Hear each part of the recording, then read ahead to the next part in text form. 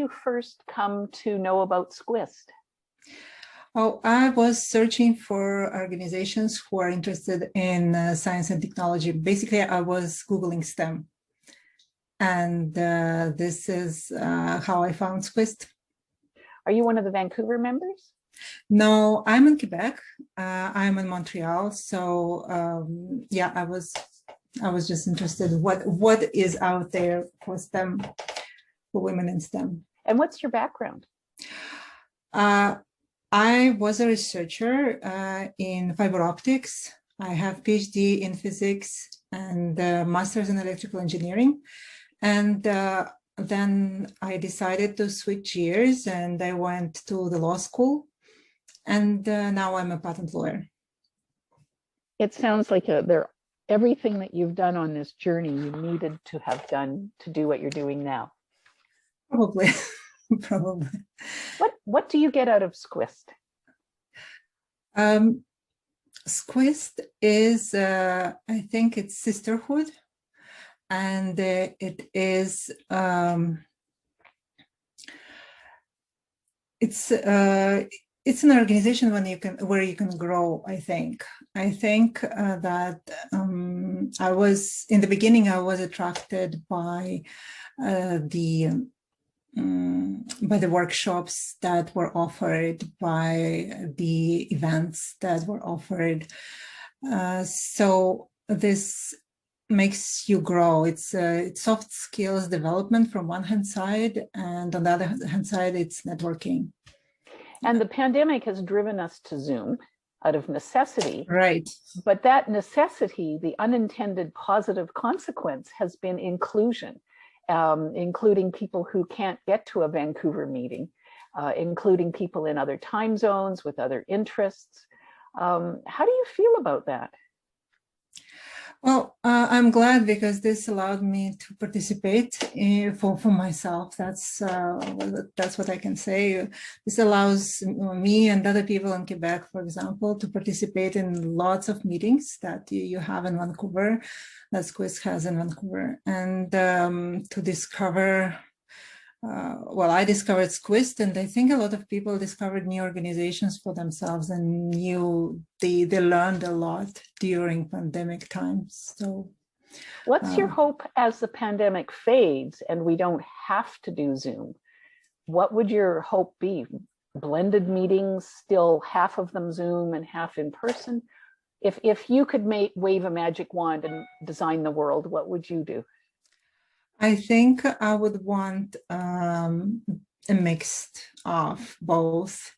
I would want to meet my fellow members in Quebec for sure, and friends in Quebec. Finally, we could go out. But on the other hand, if these meetings for SCWIST, for example, with people from Vancouver, from Manitoba, from Alberta, you feel kind of part of a huge family, and you are traveling in your mind, I guess, when you are thinking about Vancouver. Oh, I picture Vancouver so often now. So I hope we could keep a mixture, and maybe if there is an in-person meeting, there could be, we could dream of holograms, right? But we could be present there too. I'm thinking places like BCIT that train people in video production are going to have a new stream, because I have a hunch people are going to want blended meetings where Right. we're in person, but you can come too, and you can participate. It's not just a locked off camera for a meeting. It's interactive the way Zoom has become. What's your impression? Like what barriers did you find and prejudice did you run into because you're a woman in STEM? Barriers, it is, I think a lot of people recognize it, that it's harder to stay in academia once you have reached the postdoc position. It's harder to stay in science, and I don't know whether it is It is a general problem for men too, but I found a lot of women kind of go off track from the scientific road that they chose. If you had, if you'd had the opportunities when you finished your PhD, what would you have wanted to do? If you could have said, had any job you wanted, what would your dream job have been at that point? When I finished PhD, I think I received the invitation for postdoc, and I was really happy with that. I came to Canada for postdoc. It is after the postdoc, when these years finish, you have to decide what you're going to do. And you're somehow, because you have a family, you don't want to move, and your choices are very much limited. And on the other hand, you had to network, but because you had a family and you were between the lab or the desk and your family, you didn't have that. Well, I didn't have that network that would allow me to find something in science. On the other hand, I kind of decided to go a little bit away from science, and it's my own choice. But if I would want to stay, I would have to network much more during my postdoc, and I didn't do that. I didn't do that enough, I think.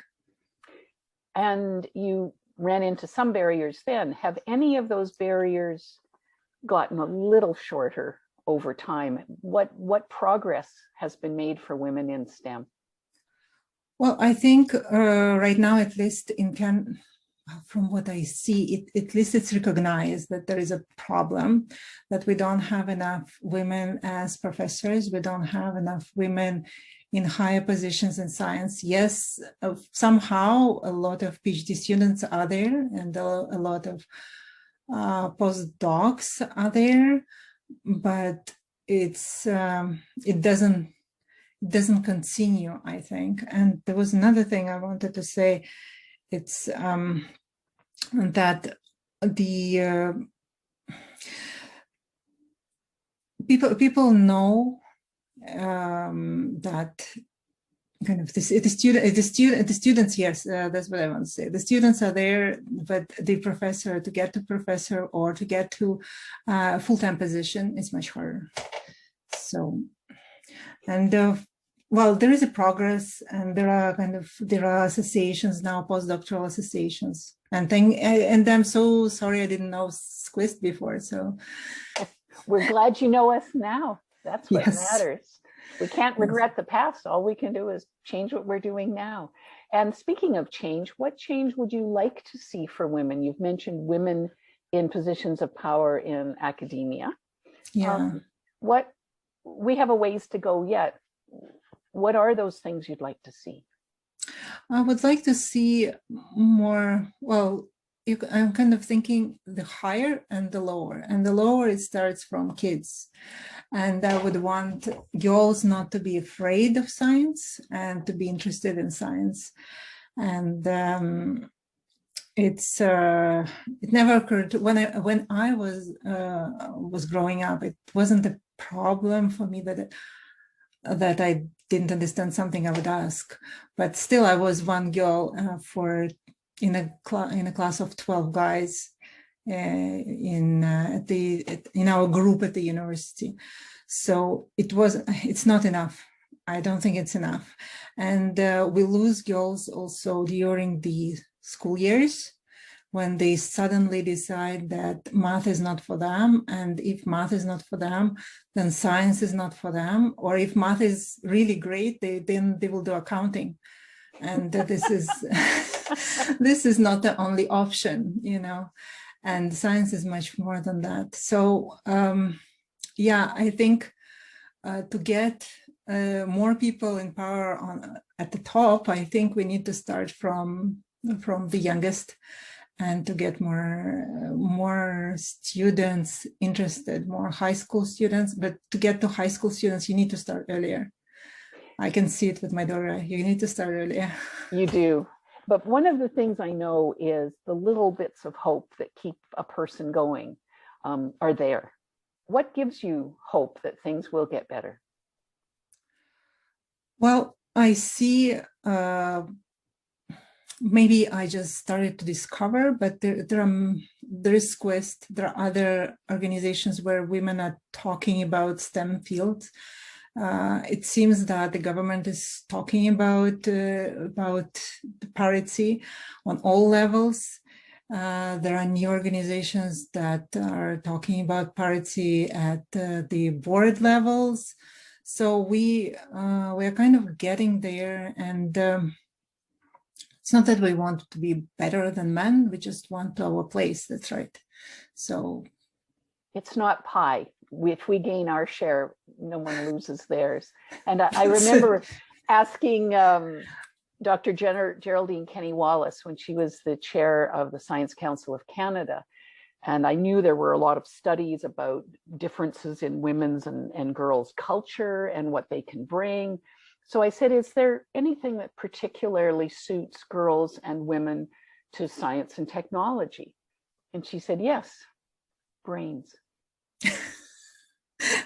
Yeah, we have the same brains. That's the thing. We just need to encourage those who want to do it, and those who don't, in French it knows pas, but those who are not sure that they can actually say or ask something, like that they can actually ask the teacher why it's going, why is this, I don't know, phenomenon, why it's this effect, what is going on.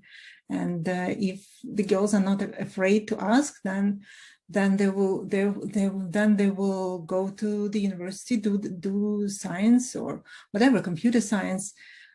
We shouldn't kind of shut ourselves in the in any profession that is, for some reason, has been historically women's profession. That's the big change I see with feminism. It doesn't mean we can have it all, or that we can have it all at the same time. It means we can pick from the full menu, and there's no middle-aged waitress coming around pulling it away, the menu away, and saying, that's not for you, dear. Yeah, you don't want that. And yeah, exactly. You're right. I couldn't have said better. Are there any things that I haven't asked you, or anything you want to say? Well, I just wanted to say that I'm very glad that I'm part of SCWIST, that I discovered SCWIST, and that it's a huge organization, and it gives a lot of network opportunities, we say that, but it gives us sisterhood, and I'm very glad that I discovered that this year, and I hope other people will discover it too. Our girls will discover it. Thank you very much. This was lovely. Thank you so much. Thank you.